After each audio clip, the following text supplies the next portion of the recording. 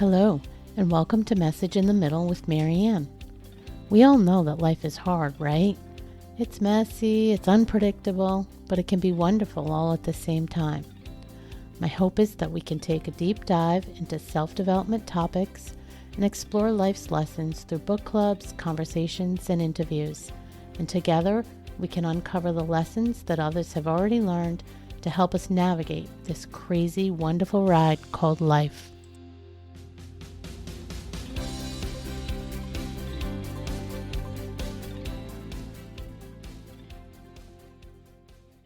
Hello and welcome to Message in the Middle with Marianne. I'm your host, Marianne, and today I'm bringing you a solo episode. It's going to be focused on my dilemma around whether or not to plan for my upcoming vacations. And hopefully, I can illustrate how mindset plays into so many things we do, and how if we're open to change, we can really impact our day-to-day life. So before we get into that, though, I want to take a minute and thank you all for joining me week after week. I want you to know that I truly appreciate you joining me on this journey that I'm on, and I'm thrilled to hear new listeners join in as well.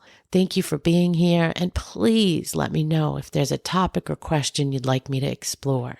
All right, now let's get into today's topic. So I named this episode To Plan or Not to Plan. That's the question. And for some, I get that this may not be a dilemma at all. In fact, I think it's true that for most of us, our default position is one side of the coin or the other. Typically, you either like your trips to be completely planned out in advance, or you don't mind if you're kind of winging it and just going with the flow. And I suspect that if you align more with the spontaneous, winging it kind of person, mind chatter and overthinking probably don't even come into play. I know it doesn't for my husband. He hates to plan trips. He's definitely a winging it kind of guy. He could care less if he even has a named destination. He'd be perfectly happy to jump in the car or jump on a plane, just figure it out as he goes. That is so not me, though. So if you're like me and you've typically been a planner, I suspect that you'll probably relate to how I've been dealing with mind chatter and overthinking and how that comes into play. In my experience, for example, I've lived almost my whole adult life as the overachieving trip planner. I typically plan every last detail. I'm the girl who has printed itineraries with hour-by-hour plans. I know when and where we're going, where we're staying, what we're visiting in each location, how much we're spending, what routes we're taking, how much time we're spending at each thing, what restaurants to visit, and on and on and on. I'm not kidding. Every single detail is usually accounted for. And for the most part, that approach has produced some fantastic trips. The challenge is it can also be very, very time consuming. And quite frankly, a little bit exhausting if I'm being honest. The chatter in my head every time I have an upcoming trip can be incessant every time I get a free minute. And sometimes even when I'm doing other things, it can get really noisy in my head. And many of you probably know what I mean. But for those that don't, it's that inner dialogue that starts asking me why I'm not at the computer doing research, why I'm wasting my time, why haven't I booked lodging yet, why I'm sitting around when I haven't even booked lodging yet, found a car, mapped my route, planned activities, found some interesting or recommended restaurants, and on and on and on. And that chatter will continue day after day, week after week, until I really go get busy and start working on the plan.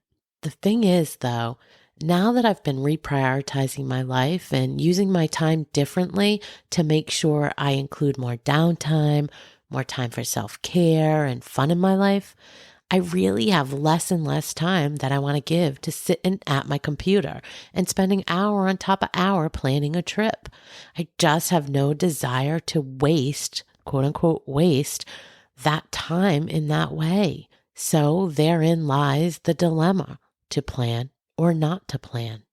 So with that backdrop and a couple of trips in front of me, one a quick road trip a couple states away and the other across the country for a wedding and an extended 10-day vacation, I have some decisions to make. Would I take my typical route, the well-worn path of my behavior pattern, and allocate tons of time to plan every little detail in advance? Or should I break that habit loop, be more spontaneous, and get comfortable just rolling with it? Before I answer that, let's look at both options a little closer. Let's start by talking about the approach I have not historically taken, the spontaneous, winging it type approach. I think that can be great if it works for your personality. You have to be someone that can roll with the punches, be flexible and adaptable, not really care what you see or what you do, not too hung up on any outcome, just someone that wants to get away, someone that wants to explore with no tie to the specifics. I also think it's a better fit if you don't have things you absolutely have to do in a given time frame. I mean, if you have only, I'm going to make this up, but 3 days and you have to see your aunt and you have to pick up something at XYZ, it starts to limit the framework in which you have time to make things happen. But if you have more time and can be flexible and you have the budget to flex up if necessary, I think that could be a fit for a lot of people. That is for my husband. And if that's you, you'll not only benefit from not having had to allocate a ton of time to the advanced planning process, but you're opening yourself up for unexpected adventures. And you're likely going to be able to be more present on the trip and enjoy it, however it unfolds, because you'll have less preset expectations. If you're more inclined to take the other approach, though, the approach I've always taken, and you plan all the vacation details in advance, you're probably someone that likes to have some level of control over your outcome. You want to make sure everything is accounted for. You don't want surprises. You want to make sure everybody has the best time. You're a people pleaser. You're probably someone that gets satisfaction out of knowing you're getting the most out of your time and money. If you take that approach and you really plan all the details in advance, it's true that you'll likely feel a little more stress around the planning process and you're going to take a lot of time in advance, but much less stress at the time of the trip because you'll know you've planned for everything and everything's accounted for.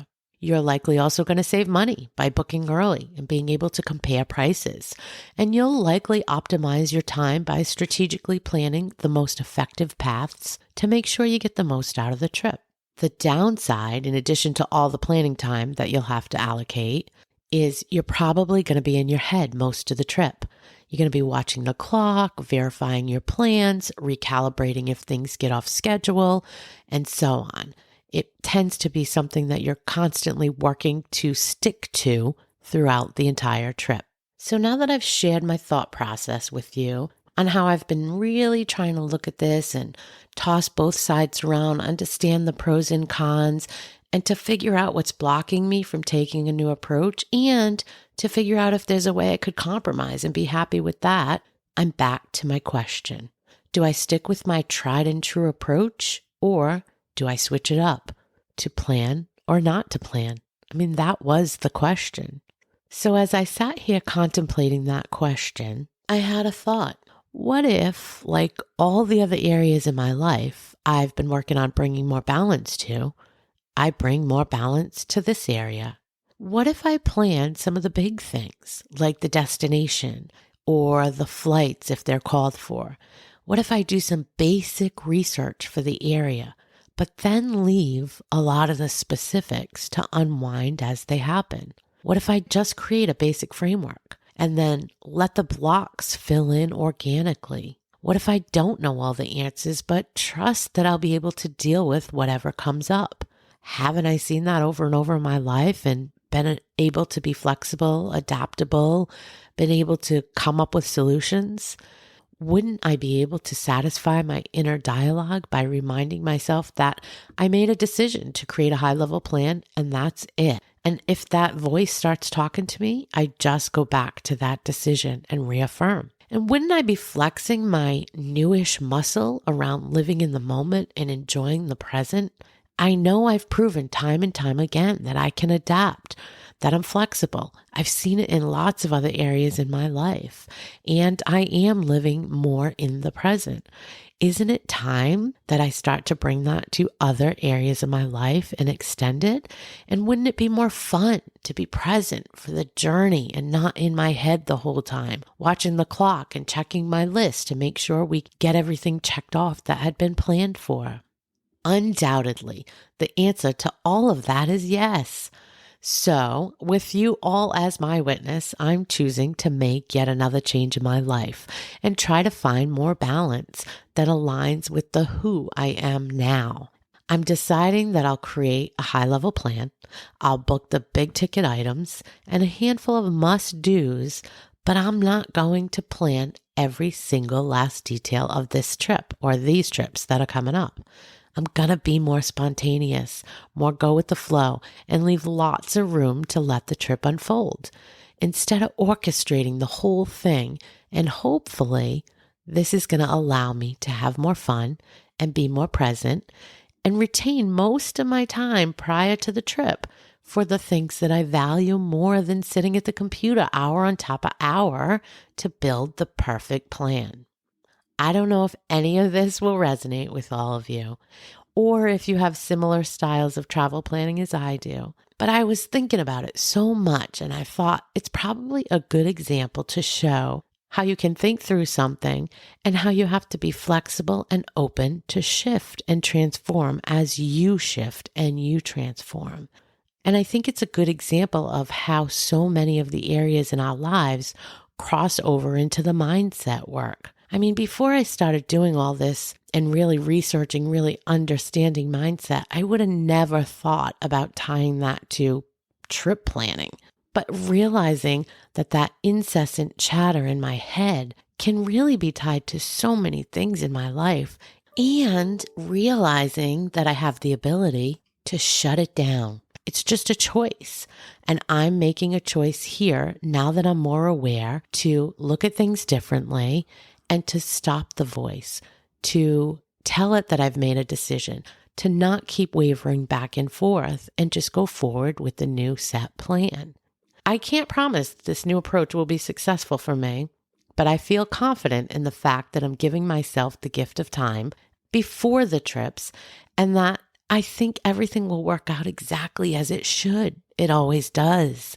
I know this. And who knows, if these trips go well, maybe I can convince myself to reframe all the over-the-top holiday event planning coming up too.